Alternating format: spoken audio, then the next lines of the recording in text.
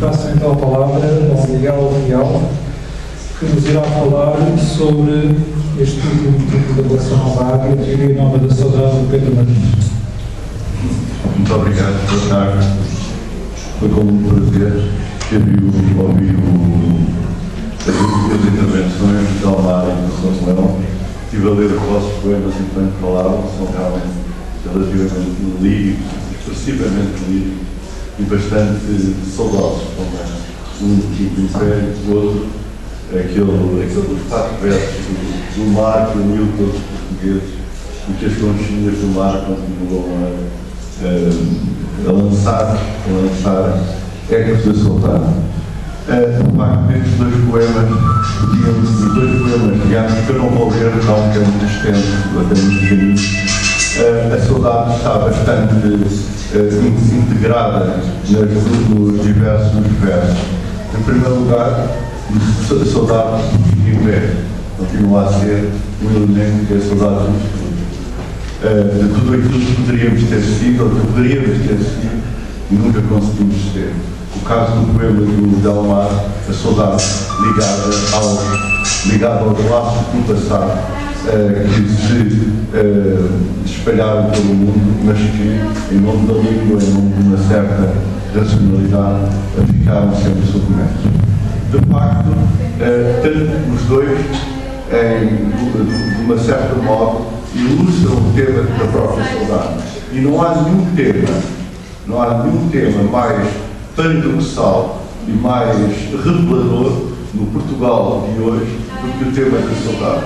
Eu lembro-me de colóquios na Faculdade de Letras, e não só, e nos que deram mais, onde estavam distintos sociólogos e psicólogos, não interessa dizer o nome, mas pessoas cientificamente muito nomeadas da nossa praça, que afiançavam que agora, com o 25 de Abril, a saudade ia acabar. A saudade era uma espécie de regressar, de uma memória, de uma reminiscência das raízes da pátria. Estava no Brasil, estava na França, estavam na Holanda, estavam em Angola, Moçambique, depois se vão chamar de retratos, e que a saudade era meramente isso. A saudade tinha sido produto de uma imigração que tinha começado no século XV e ia acabar agora, com o 25 de Abril, com o regresso ao continente europeu, Portugal pequenino, com o fim do Império, com o nível de vida a subir e já ninguém precisava de emigrar, não precisava de emigrar. Portanto, a raiz, a base social acabava, a imigração, a mentalidade, a saudade acabava também. Enganaram-se. Nunca saíram tantos livros sobre a saudade como depois do 25 de Abril, sobretudo a partir da década de 90.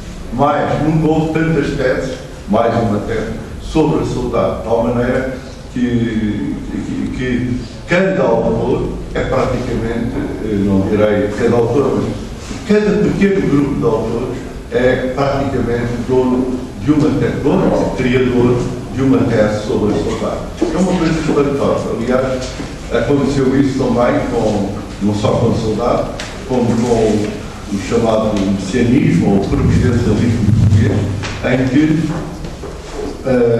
a seguir ao 25 de Abril, Portugal entra na Europa, para fazer o discurso político, Portugal entra na Europa, moderniza-se, passa a integrar a Comunidade Económica Europeia, como então se chamava, as escolas passam a ser iguais às europeias, os hospitais são iguais aos europeus, as estradas, as roupas, as pessoas, a educação, a terceira idade, e acabava o providencialismo português.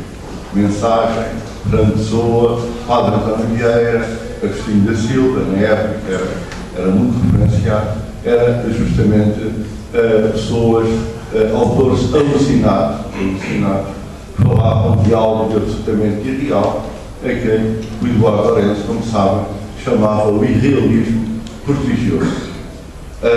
Prodigioso porque era belo, ser como o Agostinho da Silva, mas irrealista porque ele estava fora do mundo. Afinal, através da lusofonia se veio comprovar, e não só da lusofonia, o próprio providencialismo nunca foi tão forte como depois do 25 de Abril.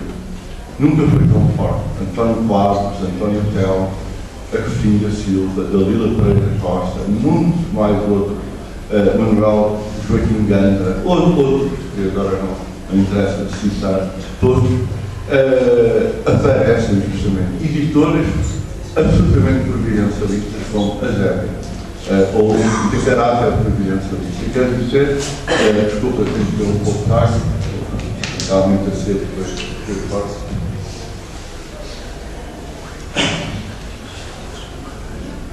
É neste sentido que o livro do Pedro Martins, Teoria Nova da Saudade, nos aparece e nós não estranhamos.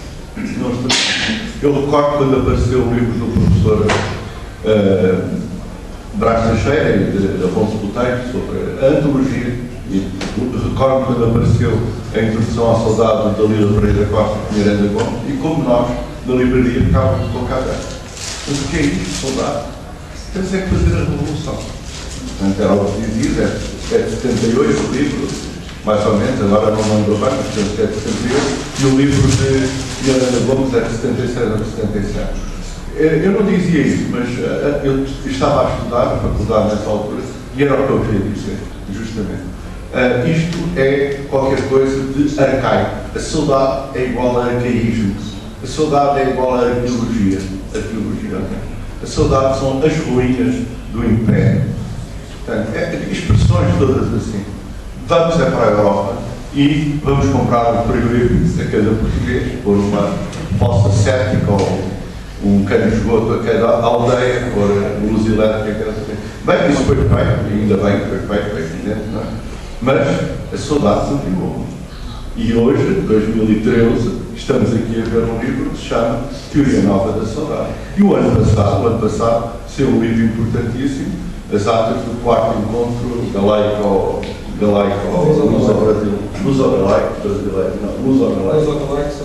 sobre a saudade. Sim, exatamente, uma coleção nova água. Importantíssimo, um livro importantíssimo, costuma estar aqui em coleção, não sei o que é. Saiu em 2012, um livro que tem um conjunto de espada para todo o lado, digamos assim, tem desde uma visão mais hegeliana, existencialista hegeliana, da saudade, uma visão leonardina da saudade, da redenção, da reminiscência, a uma visão sobre a Teixeira, da razão atlântica, saudade como sentimento que une a mim e ao Delmar a Moçambique, eu sou de Lisboa, mas somos unidos por esta razão atlântica, mais os brasileiros, mais os guineenses, tudo isto, todo este sentimento do coração, digamos assim, do coração bem quente, que é expresso pela cultura, expresso pela língua. Saiu em 2008, 2009, a introdução à saudade do Dr. Brás Teixeira na PID9, saiu a saudade como via de libertação do Paulo Borges no ano seguinte, não é? E continua a sair, evidentemente, cada livro novo. Então, a Dalila saía também, tinha sempre alguns parágrafos. Saiu a Europa Cristã do Pinheiro Gomes, também lá tem uns parágrafos sobre a saudade. Meu Deus, nos filmes portugueses da nova geração, nos romances portugueses da nova geração, lá está ela sempre a brilhar, sempre a brilhar, sempre a brilhar. É a saudade. Mas há pessoas que não querem ver, e não há maior cego do que aquilo que não querem ver. Nem é preciso sequer abanar as pessoas e dizer, olha, está aqui escrito, olha, este sentimento é saudade, porque parte-se do princípio, são ideias feitas, aquelas ideias que são mesmo feitas, digamos assim, autênticos clichês de propaganda, e a saudade é arcaica. E, portanto, não há que estudá-la, não há que analisá-la, não há que comentar. O Pedro Martins era uma introdução, portanto, pode estar aqui pessoas que podem ficar admiradas como é que um jovem com 30 e tal anos vai não sou da idade, escrevi uma teoria nova sobre a saudade, porque se é arcaico, são as pessoas com 60, 70, 80 anos é que começam a sentir a nostalgia da vida passada. É essa, os clichês que até circulam no ensino, no livro de história, inevitavelmente. O Pedro Martins é alguém que a partir de agora, já estava confirmado, mas digamos que a partir de agora tem que começar a contar no canto, desculpem, no cômputo da genealogia, das dinastias que são feitas a partir da Escola de Braga, da Escola do Porto, da Escola de Lisboa também, se assim posso dizer, quando o José Marinho e o Álvaro Ribeiro se instalaram aqui. Ora, dentro dessa dinastia da filosofia em Portugal, e da filosofia portuguesa e da filosofia em Portugal hoje. Ele em 2006 não existia, é um facto, embora tenha 42 anos, mas para a filosofia não existia. Em 2007 começa a publicar, como sabe. Ele teve a oportunidade de ler os 3 livros dele, e a partir de 2007 até hoje, portanto 2013, publicou já 3 livros, muito importantes. Na linha, continua a ser na linha de António Telmo, que se afirma discípulo, e essas fidelidades já não habituais, mas temos dois, são muito, não só vinculativas, como bastante importantes. E a partir de 2007, inclusivamente, o interesse eletrónico dele, se ele quiser regular, eu não vou roubar, mas o interesse eletrónico dele é extremamente curioso desta filiação com o endereço eletrónico. Eu estou com um bocadinho de... Não, mas esse é outro mestre. Então posso dizer ou não? Pode. Boa noite, mestre. Eu sempre pensei que fosse mandar no carro. Afinal, enquanto vocês estão, obrigado. Sempre pensei que ele tinha posto como endereço eletrónico a homenagem ao António Telmo. Era boa noite, mestre, mas afinal é outro mestre. Ora, Pedro Martins, justamente, para além dos 3 livros, é, como sabem, diretor ou presidente do Círculo António Telmo de Sesimbra, que eu já tive a oportunidade em 2 vezes de ir à casa onde está o espólio do António Telmo. Eu penso que é uma casa, eu penso que é um trabalho de autêntica cultura pública nacional que ele, o Luís Paixão, fazem, e a Câmara de Sesimbra, com certeza, evidentemente, não é? É uma casa maravilhosa, onde se sente o espírito do António Telmo, que eu falei com ele 3 ou 4 vezes, penso que é para dizer que eu conheci, mas sente o espírito da filosofia que o animou durante a vida, e que eu tive a oportunidade de ler os seus livros, principalmente a História Secreta de Portugal, a Arte Poética, outros. Um espírito simultaneamente lírico, simultaneamente providencialista. Ora, ele é diretor ou vice-presidente, entre a direção e a presidência, são senhoras, é muito bom. Dirige também o Estudante de Filosofia Extravagante, que devem certamente conhecer, em conjunto com o Renato, e é também pertence à vice-presidência do Círculo António Telmo. Eu tive a oportunidade de ler com muita atenção o terceiro livro deles, os 2, O Eixo e a Sombra, 2007, da análise do regresso ao Paraíso de Teixeira de Pascoal, o Sol e o Quadrante, análise da obra de Álvaro Ribeiro, e O Segredo de Dom Vasco, que eu li com mais atenção, justamente para fazer a recensião, a análise da obra do pintor renascentista Vasco Fernandes, onde, a partir de um quadro entre a São Pedro e São João, interpreta esse quadro de uma maneira, um novo cristianismo, um cristianismo joanino, seria um cristianismo, de certo modo, igualitário e paraclético, que é a conclusão que vamos tirar também aqui deste livro. Portanto, este é o 4º livro deste jovem Pedro Martins, 4 livros com 42 anos, penso que é já cada um deles o mais original possível. Penso que já é uma obra, por isso é que eu disse, se o Segredo de Dom Vasco já havia de facto contacto com o Pedro Martins, eu escrevi isso mesmo. Hoje eu não tenho dúvida que não há. Este é o ponto de não retorno, digamos assim. É impossível voltar para trás. A própria mão o obrigará a escrever novos livros, e mesmo que não escreva mais um livro, vamos partir do princípio que ele não vai escrever mais um livro, já tem estes 4 livros, já constituem uma obra simultaneamente nova, novidade, não é novidade, é nova, e simultaneamente densa, para merecer uma análise e merecer entrar numa espécie de patamar da história do pensamento português. Digo espécie de patamar porque, enfim, estão aqui pessoas que já lá estão dentro, portanto, e por isso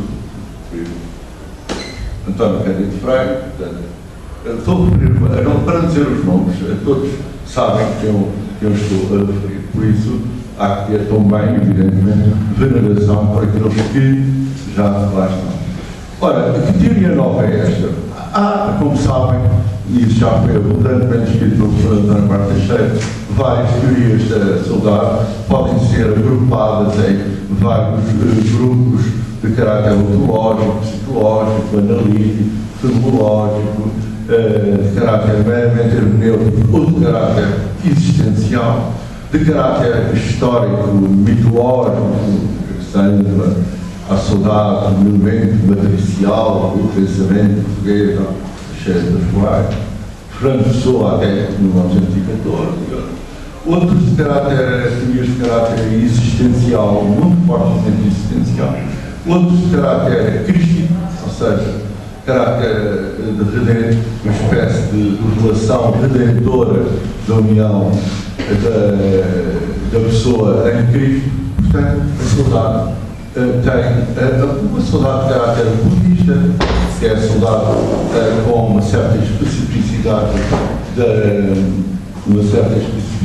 palpótica, por exemplo, é uma saudade do dia de libertação, uma saudade como expressão mitológica, paradigmática, civilizacional, que depois vai romper e formar o Oriente e o Ocidente, e que Portugal vai unir, Galileu Pereira da Costa, todo o conjunto, a saudade como razão atlântica, também, todos nós poderíamos, encontramos mais, e certamente eu vou me lembrar dessa, elas estão aqui, mas eu não quero estar até encontrarmos críticos, novos críticos da saudade, não é só o António Sérgio, crítica à saudade. E faço aqui referência a uma análise que saiu justamente nesse, que eu depois fui ler, mas saiu em 2012, no blog sobre a saudade realizado em Viana do Castelo, que é a saudade, a crítica da saudade por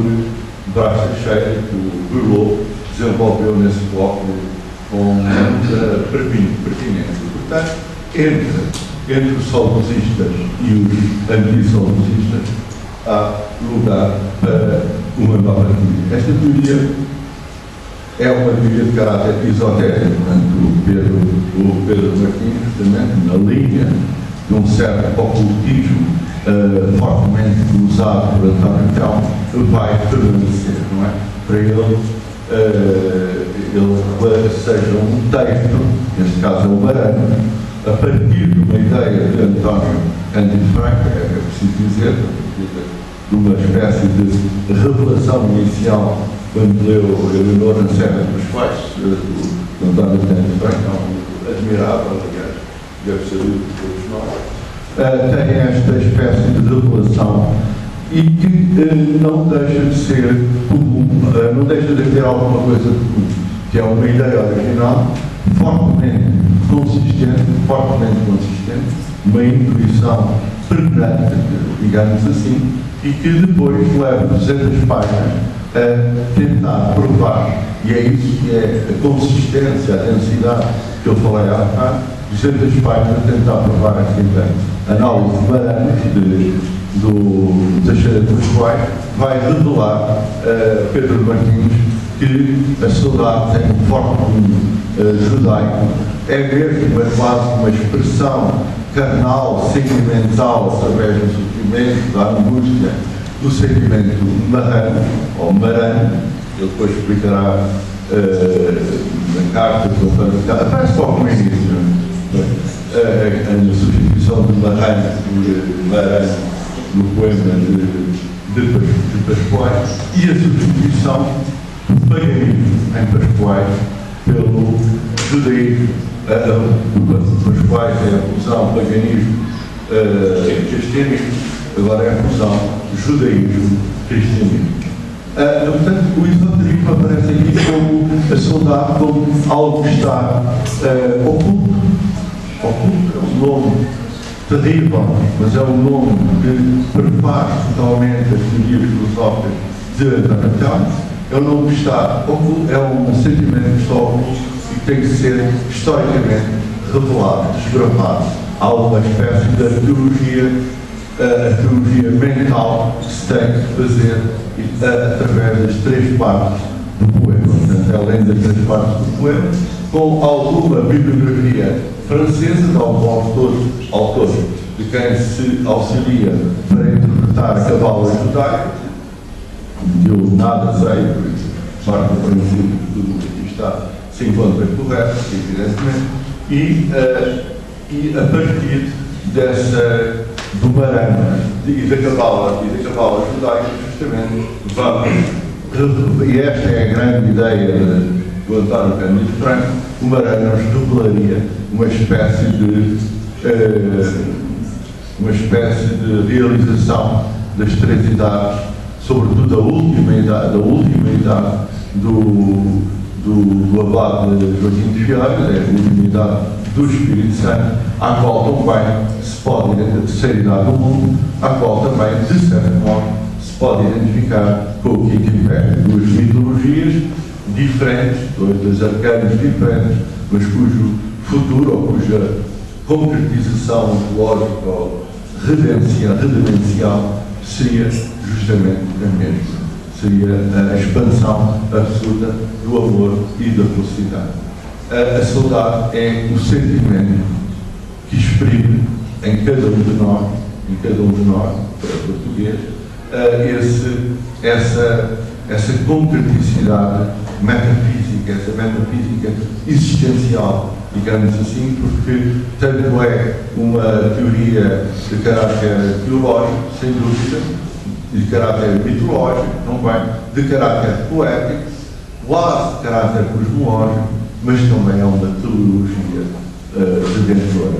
Neste sentido, a saudade é o grande abraço, ao fim e ao cabo, não só de Portugal, digamos assim, Portugal, o monólogo Portugal falar consigo próprio, como é uma esperança de futuro redentor, uma esperança de futuro com abastança, com amor, com justiça, com fraternidade para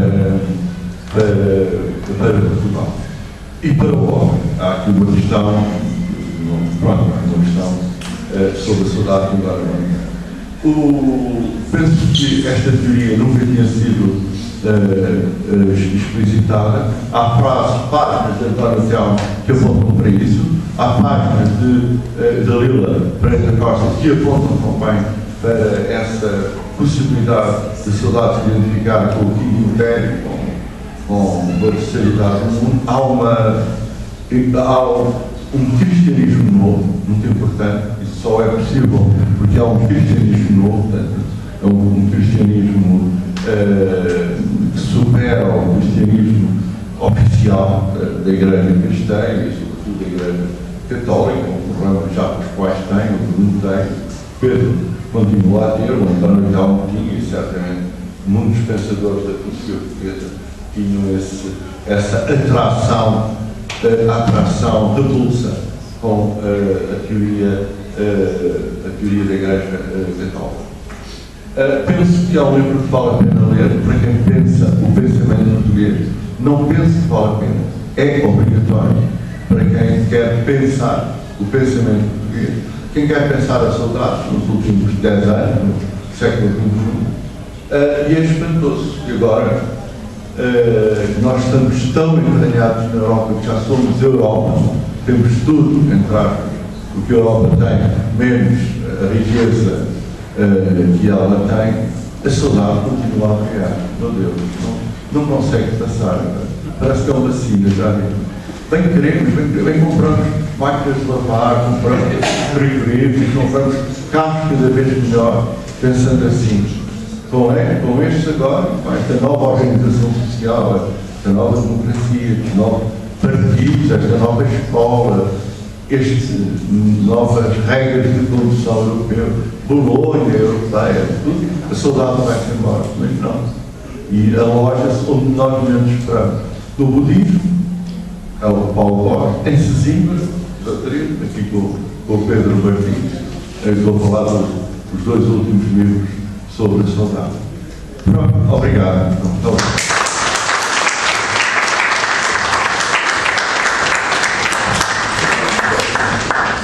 Estou bem.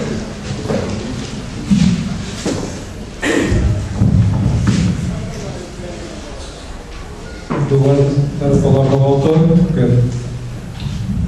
obrigado. Boa tarde a todos. Quero, antes de mais, agradecer, em primeiro lugar, ao Renato e ao Will, que é outra associação a que eu estou ligado por laços de filiação e responsabilidades orgânicas, digamos assim. Quero depois agradecer muito particularmente quer ao Miguel Real, quer ao António Cândido Franco, aproveitando a presença dele aqui hoje, quer pelo prefácio e pós-fácio magníficos que escreveram para este livro. Aliás, este livro é um conjunto de intenções dialogantes, e agradecer também o caso do António Cândido, a apresentação do lançamento em Sesimbra, e hoje ao Miguel Real, esta apresentação não menos generosa com que hoje aqui nos presenteou. Por outro lado, quero saudar ainda o professor Manuel Ferreira Patrício, que era um amigo do António Telmo, e que já me prometeu agora contar uma história que eu desconheço. Saudar também o Delmar, o Samuel, congratular por associar-me a esta sessão, por causa principal, obviamente, desta antologia, que eles apresentaram.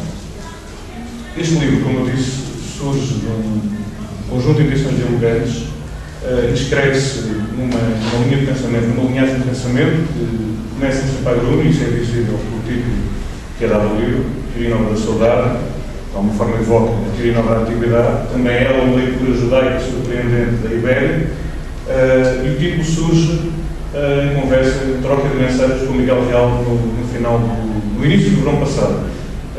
Eu desafiava para ele lançar em Sesimbra, para apresentar em Sesimbra um romance que estava para sair. Ele disse: não, eu vou aí à Feira do Livro para o ano, mas para apresentar a nova teoria da felicidade.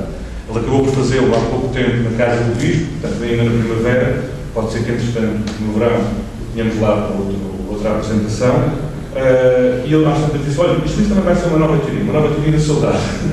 Depois inverti a ordem dos termos, e, portanto, puxei mais para o lado do Sampaio Bruno, o Miguel puxou mais para o lado do José Marinho e do Teixeira Rego. E esta foi a origem do título, foi num diálogo com o Miguel Real.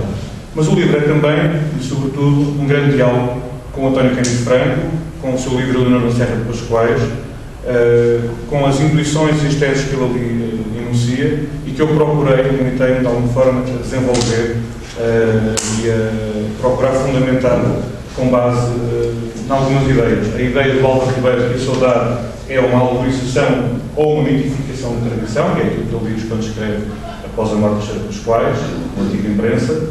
A tese do António Telmo de que há um subconsciente hebraico na cultura portuguesa, uma dimensão que foi recalcada a partir do século XVI, sobretudo com o surgimento da Inquisição, da Reforma e por aí fora,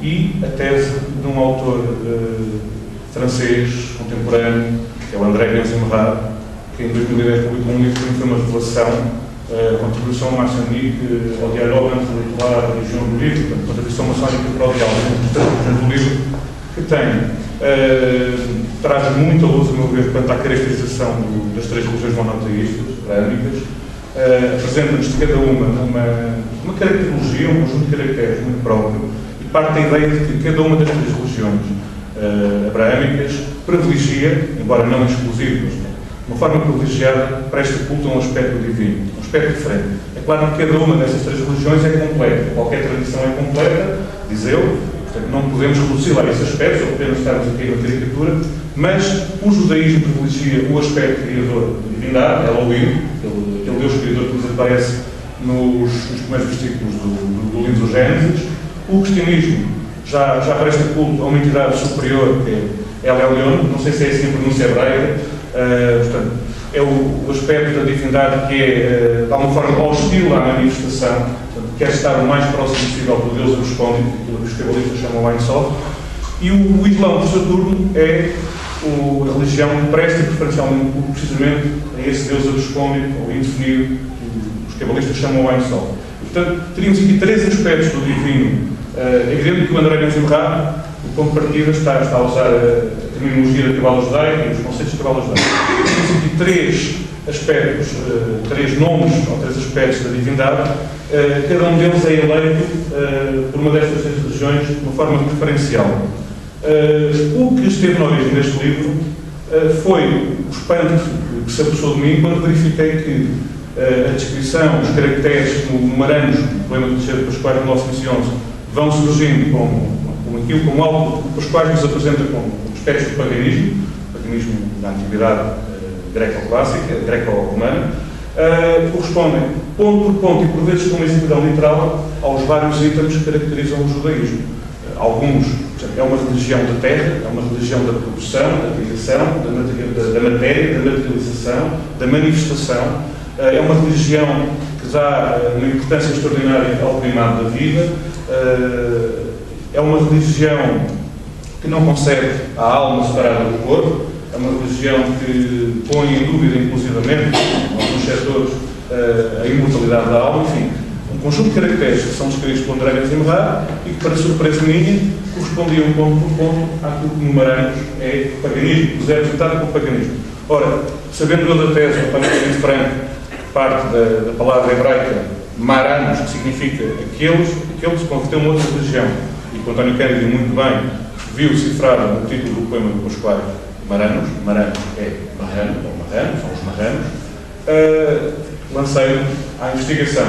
E daí resultou, lançando mão destas contribuições do António Telo, do Álvaro Ribeiro, do André Ben-Zimra e do António Cândido, resultou este livro, procura mostrar como, na minha visão, os quais terá recalcado, ou será o receptor do recalcamento secular e quase atávico, terá recalcado componente judaico que é muito forte na nossa cultura e que tem vindo a ser desocultado também num outro nível pelo Moisés Espírito Santo, que o António Telo privilegiou bastante na sua obra. Portanto, procurei mostrar como no poema isso imagia, ou poderia imagir, mas sempre em diálogo com o livro do António Cândido. E não só em relação a este aspecto criptojudaico, cabalístico, mas também em relação à visão paraclética que ele nos apresenta do Maranos, como um cristianismo novo, um cristianismo paraclético, que eu de alguma forma já tinha licenciado no Anjo e Sombra, a propósito do Regresso ao Paraíso, e que aqui vim confirmar. E, portanto, há também aqui um diálogo entre estes dois livros.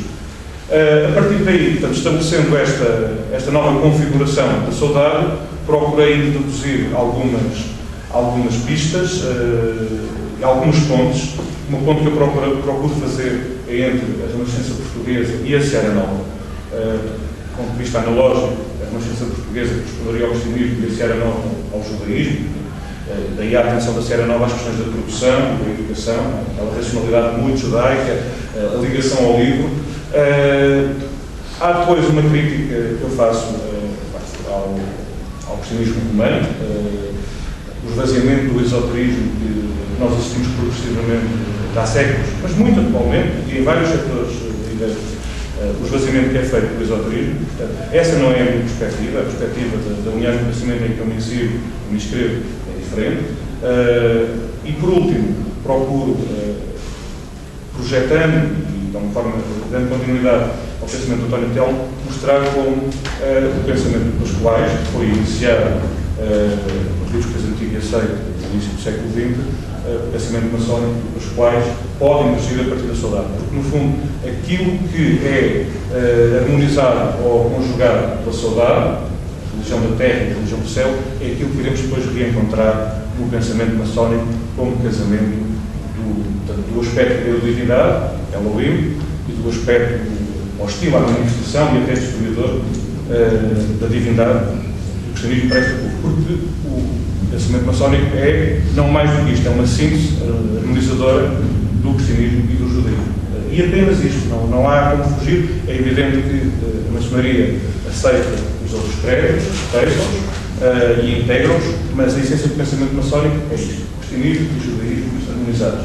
Enfim, eu não vou alongar, procurei apenas lançar algumas pistas de leitura que vos possam interessar e queria mais uma vez agradecer muito a todos e em particular ao Miguel hoje pelas memorizadas das palavras. Muito obrigado.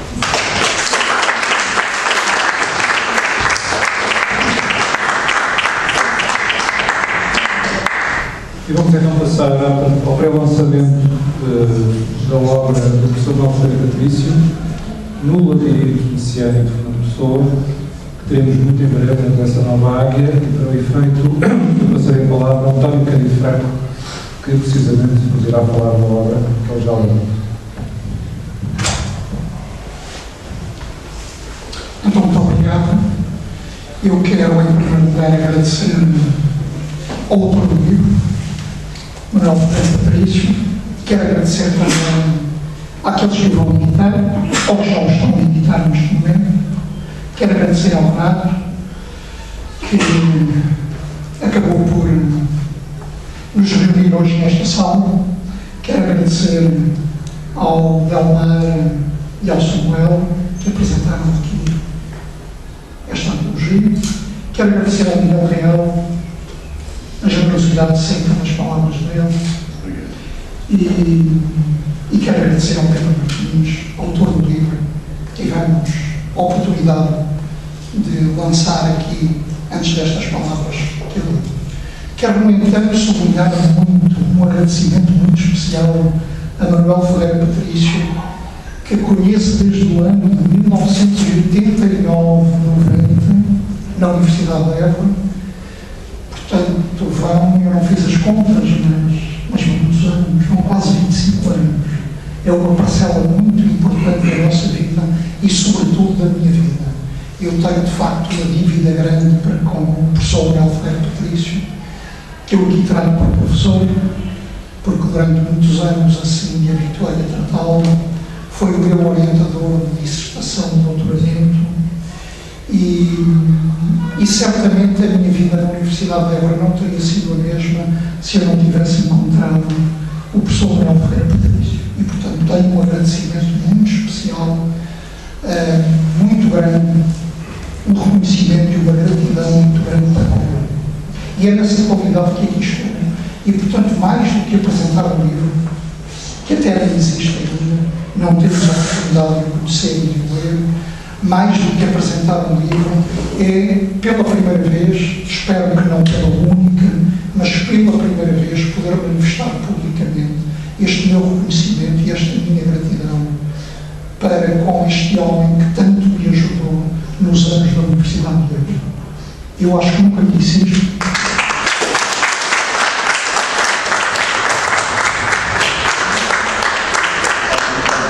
Não tem de querer, não é?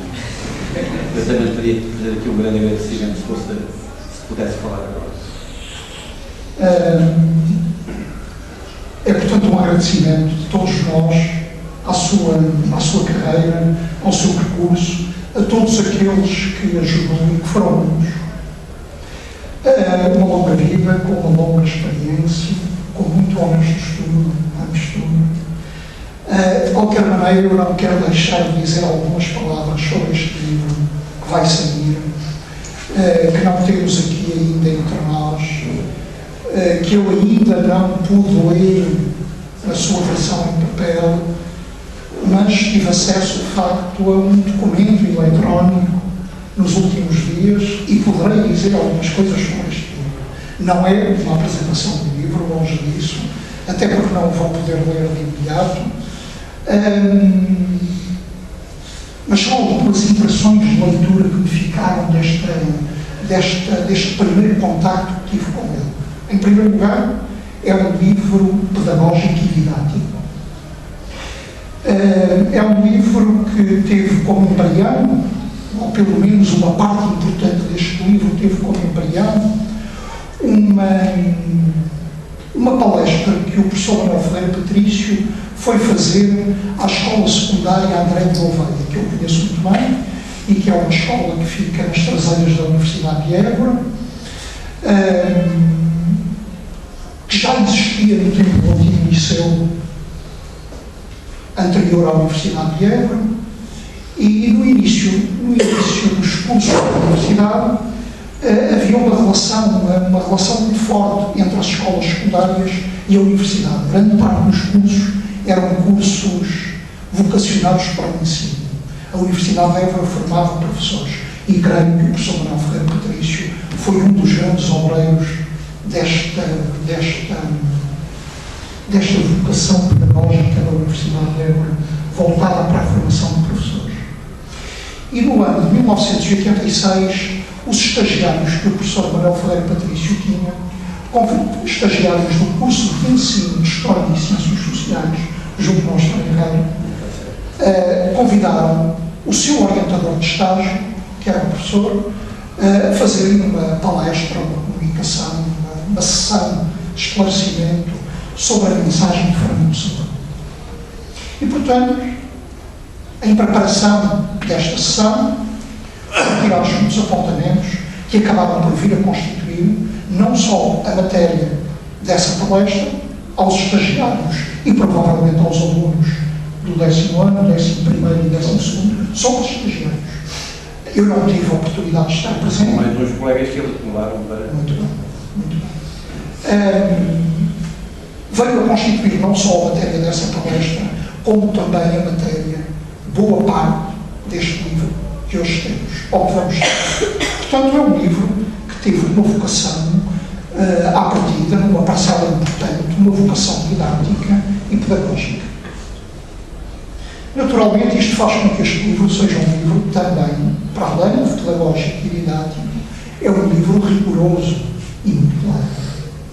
Não é possível didatizar, não é possível ensinar sem ser através do rigor e da clareza. Portanto, este livro que vamos ter é um livro muito rigoroso e muito claro. É também um livro autobiográfico, ou pelo menos com uma componente autobiográfica importante. Eu, por exemplo, fiquei a saber coisas da vida do professor Patrício que desconhecia inteiramente. Por exemplo, que em 1950 eu não era nascido, e muitos de nós que estamos aqui não seríamos ainda nascidos. O professor Patrício leu pela primeira vez, ou tomou contacto pela primeira vez, com a obra de Fernando Pessoa. Estamos a falar, portanto, de há 63 anos atrás. É qualquer coisa de muito longe no tempo. O professor Patrício tinha 12 ou 13 anos na altura. Era um jovem que frequentava na altura... Uma criança. Jovem entrando na puberdade, na adolescência, não é? E, portanto, desperta para as coisas do espírito ao mesmo tempo. E que estava no seminário maior de Vila Viçosa. Menor, eu não sei distinguir. Eu não, muito bem. Mas, enfim, o seminário menor, peço desculpa do meu erro, seminário menor de Vila Viçosa, frequentado pelo professor Patrício nessa altura. O maior era nos anos superiores. Mais essa.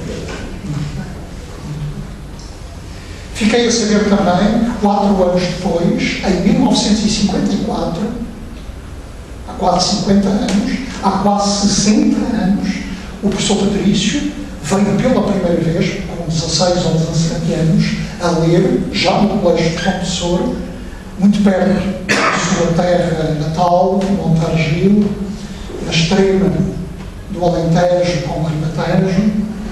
Veio a ler, então, com muito fascínio e com alguma profundeza, a obra de Fernando Pessoa, numa edição que eu não conheço, mas que é muito conhecida e que foi muito divulgada naqueles anos, a antologia feita pelo Casais Monteiro na editora Confluência. Portanto, portanto, nós temos aqui um conjunto de elementos autobiográficos relativos à vida deste professor, deste grande professor, que são importantes para nós compreendermos a sua história pessoal, desde há 63 anos até ao dia de hoje, e que vai ter a sua consumação neste livro que vai sair dentro de breve. Disse eu então que se trata de um livro pedagógico e didático, de um livro rigoroso, muito rigoroso e muito claro, de um livro que não erra, é um livro que não erra, não pode errar, aquilo que ensina não pode de maneira nenhuma errar, portanto, neste sentido, é também um livro sério. É um livro autobiográfico e é um livro muito laborioso, é um livro com muito trabalho. Eu diria que são 63 anos de trabalho que estão neste livro. É um livro muito laborioso. É, além disso, também um livro distinguido. É um livro corajoso. É um livro que não hesita em entrar no labirinto do Fernando Pessoa. E entra no labirinto, eu tomei umas notas a propósito, peço desculpa se calhar vieram à caneta quando escrevi estes apontamentos e se calhar vale a pena lê-los, porque quando eu os reli percebi que estava aqui um ponto importante. Nós temos entre nós, de facto, um grande mestre, que é o professor Patrício. Mestre no verdadeiro sentido da palavra, aquele que nos sabe ensinar, aquele que sabe aquele que nos sabe transmitir um conhecimento. E é neste sentido também que eu conheço, ou que eu reconheço neste livro, um livro corajoso e distinto. Tomei eu estes apontamentos muito rápidos para dizer o seguinte: não tem medo de entrar, isto são notas, não tem medo de entrar no labirinto e de lá para não sair. Porque este livro chama-se No Labirinto do Messianismo de Fernando Pessoa. No labirinto messiânico de Fernando Pessoa. Ele fica lá dentro, ele permanece no próprio labirinto. Mas fala com segurança, com a segurança de um mestre, de um pedagogo, que não pode tremer ante os seus alunos. Não há sobressaltos neste livro, não há pânico, apenas a tentativa de iluminar o labirinto, avançando sempre à procura da saída. Este é, por fim, um livro inteligente. Este é, por fim, um livro inteligente. Eu apontava 4 sinais que me permitem dizer que este é um livro inteligente. O primeiro deles, eu peço desculpas, estou um pouco como o Miguel Real, mas preciso. Tenho a garganta muito seca. Cheguei a Lisboa com 33 graus e a coisa é pesada.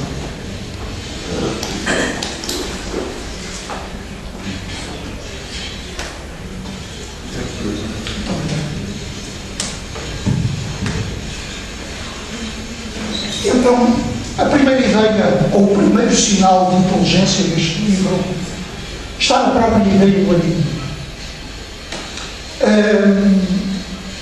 Eu diria que a ideia do labirinto que este livro trabalha pertence tanto ao intérprete como ao poeta que é interpretado. E se calhar pertencerá mais até ao intérprete do que propriamente ao interpretado. Em segundo lugar, outro sinal importante da inteligência deste livro está na ideia de que o eu do Fernando Pessoa é um eu insubstancial, que só ganha substância